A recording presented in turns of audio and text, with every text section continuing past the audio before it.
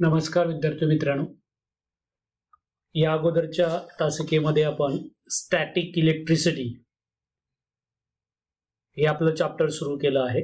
त्यामध्ये electric charge आणि positive आणि निगेटिव्ह चार्ज मध्ये रिपल्शन आणि अट्रॅक्शन याविषयीची माहिती घेतली होती. आपल्या पुस्तकाच्या या प्रकरणाचं जी सुरुवात झालेलं पान आहे 51, त्याच्या तळाशी एका सायंटिस्टची माहिती आहे पहा.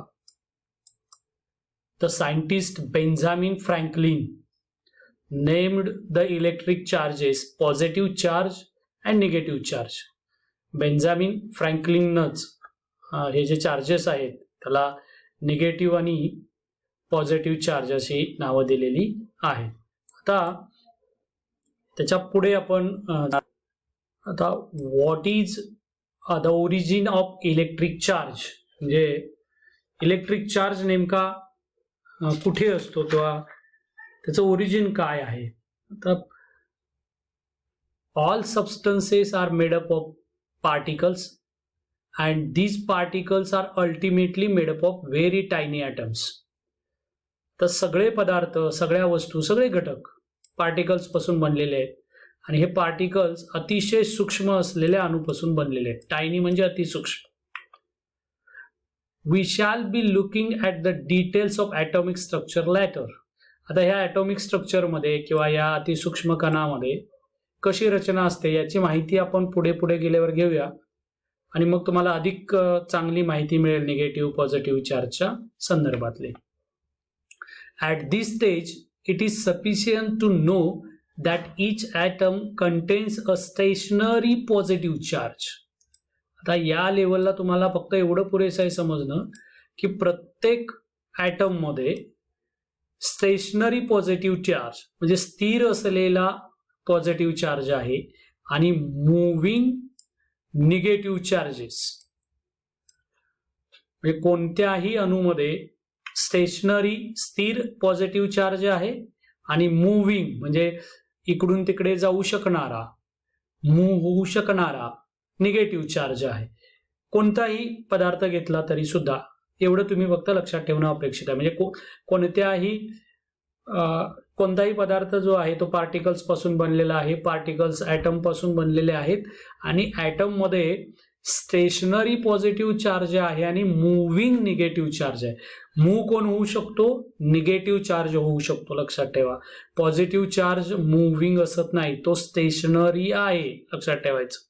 आता this two charges being perfectly balanced and atom is electrically neutral. आता काय होतं, हे दोन्ही चार्जेस जे आहेत ते परफेक्टली बॅलन्स असतात, म्हणजे त्यांचा बॅलन्स झालेला असतो आणि त्यामुळे ॲटम जो आहे तो न्यूट्रल असतो. म्हणजे कसं, आता बघा, एखाद्या पदार्थामध्ये 4 निगेटिव्ह चार्ज असतील तर 4 पॉझिटिव्ह चार्ज असेल, असा आपण अंक हा विषय आपल्या माहितीसाठी, असं नसतं, पण ठीक आहे. आणि मग काय होणार, 4 निगेटिव्ह आणि 4 पॉझिटिव्ह म्हणजे एकूण चार्ज झाला 0 असं आहेत, कारण ते दोघे एकमेकांना काय करतात, बॅलन्स करतात. आता all objects are made up of atoms. सगळे पदार्थ कशापासून बनलेले आहेत? अणूपासून बनलेले आहेत. Which means that they are electrically neutral. म्हणजे सगळे पदार्थ अणूपासून बनलेले आहेत आणि प्रत्येक अणूमध्ये नंबर ऑफ पॉझिटिव्ह चार्ज आणि नंबर ऑफ निगेटिव्ह चार्ज हा जो आहे नंबर आपण आपल्या सोयीसाठी पुढे पुढे गेल्यावर तुम्हाला याची अधिक चांगली माहिती मिळेल. पण एखाद्या अणूमध्ये जेवढा पॉझिटिव्ह चार्ज तेवढाच निगेटिव्ह चार्ज असतो आणि त्यामुळे तो अणू काय असतो, इलेक्ट्रिकली न्यूट्रल असतो. Then how do object become electrically charge.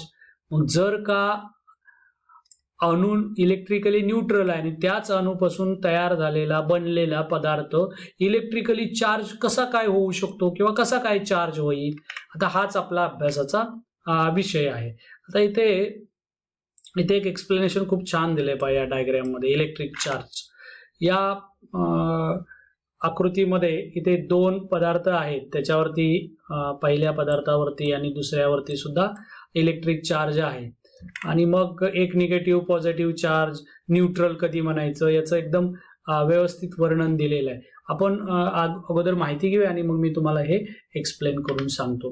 आता फॉर सम रिझन, काही कारणाने, the balance of electrically neutral atoms get disturb. काही कारणामुळे काही वेळेला या इलेक्ट्रिकली न्यूट्रल असलेल्या ॲटम्सचा तो जो न्यूट्रल असण्याचा बॅलन्स आहे पॉझिटिव्ह आणि निगेटिव्ह चार्जचा, तो बिघडतो, डिस्टर्ब होतो त्याचा. जसं की फॉर एक्झाम्पल कशामुळे होऊ शकतो, when certain objects are rubbed against each other, the negatively charge particles on one object go to the other object. Rubbing सारख्या म्हणजे घर्षणासारख्या प्रक्रियेमुळे तुम्ही दोन पदार्थ घेतलेत आणि त्याच्यावरती सारखाच निगेटिव्ह आणि पॉझिटिव्ह चार्ज असतो, पण घर्षण केलं तर त्यापैकी एका पदार्थावरचा निगेटिव्ह चार्ज, मुव्हिंग चार्ज आहे ना, तो काय होतो, दुसऱ्या पदार्थावरती जातो आणि त्यामुळे मूळ पदार्थावरचा निगेटिव्ह आणि पॉझिटिव्ह बॅलन्स बदलणारच, अधिक दुसऱ्या पदार्थावर निगेटिव्ह चार्ज गेला ना, त्यामुळे तिकडचा सुद्धा बॅलन्स बिघडणार आणि त्यामुळे तुमचा जो ऑब्जेक्ट आहे, द ऑब्जेक्ट टू विच दे गो, म्हणजे ज्या पदार्थावर तो निगेटिव्ह चार्ज गेला आहे, बिकम्स निगेटिव्हली चार्ज. तो काय होणार, निगेटिव्हली चार्ज होणार, कारण त्याच्यावर due to an excess of negatively charge particles, त्याच्यावर निगेटिव्हली चार्ज पार्टिकल्स आलेत ना, त्यामुळे तो निगेटिव्ह चार्ज होणार, त्याच्यावर निगेटिव्ह चार्ज येणार. आणि ऍट द सेम टाइम काय होणार, similarly the object from which the negatively charge particles go away becomes positively charge due to a deficiency of negatively charge particles. मग ज्याच्याकडून निगेटिव्ह चार्ज निघून गेलाय, मूव्ह झालाय, त्याच्याकडचा पण बॅलन्स बिघडलाय, पण त्याच्याकडचा कोण कमी झाला, निगेटिव्ह कमी झाला, म्हणजे पॉझिटिव्ह चार्ज होणार त्याच्याकडे. आणि ज्याच्याकडे तो निगेटिव्ह गेला आहे त्याच्याकडे निगेटिव्ह चार्ज वाढणार, निगेटिव्ह चार्ज पार्टिकल जास्त होणार, त्यामुळे त्याचा बॅलन्स बिघडून तिथं कोण राहणार, निगेटिव्ह चार्ज राहणार. आता it means that of the two objects being rubbed, one becomes positively charged and other negatively charge. जेव्हा दोन वस्तूमध्ये घर्षण होतं, विशिष्ट वस्तूमध्ये, सगळ्याच नाही, प्रत्येक वेळेस नाही, तर त्यामध्ये एकामध्ये पॉझिटिव्ह चार्ज येतो, एकावर निगेटिव्ह चार्ज.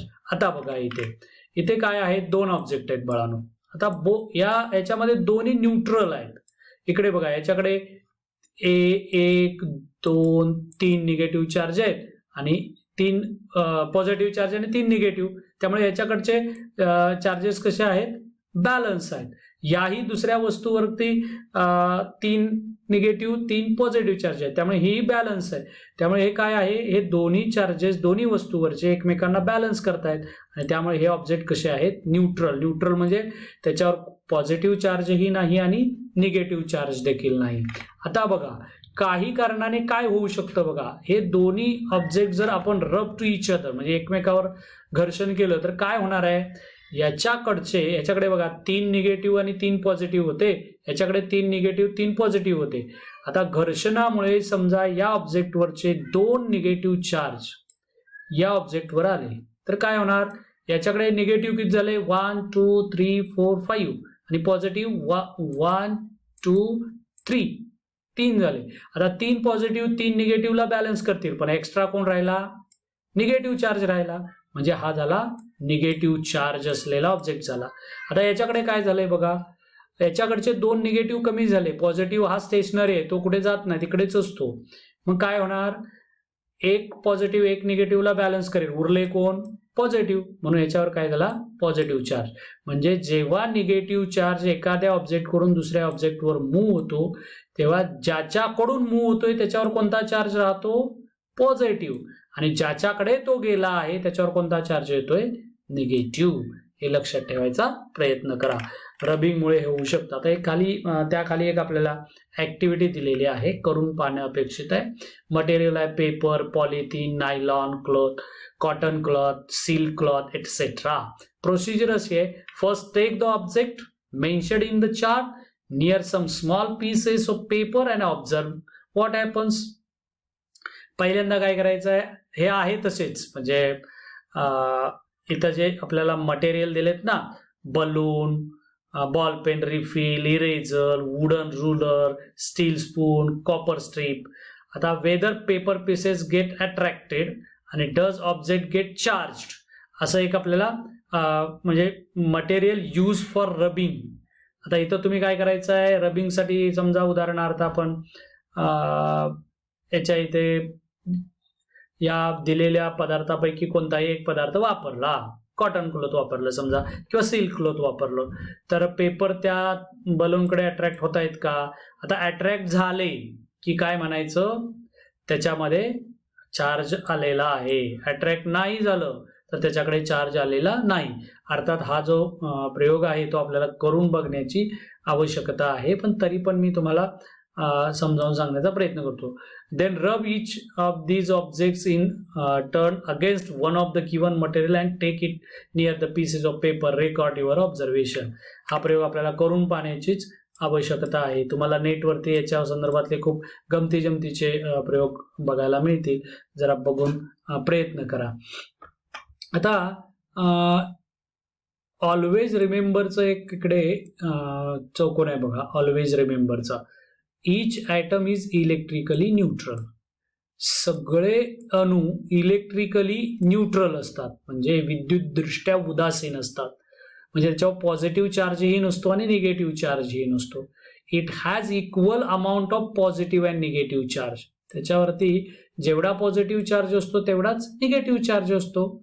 आता इफ फॉर सम रिझन, काही कारणामुळे द निगेटिव्ह चार्ज डिक्रीजेस, जसं की रबिंग, निगेटिव्ह चार्ज डिक्रीज होऊ शकतो, मूव्ह होऊ शकतो.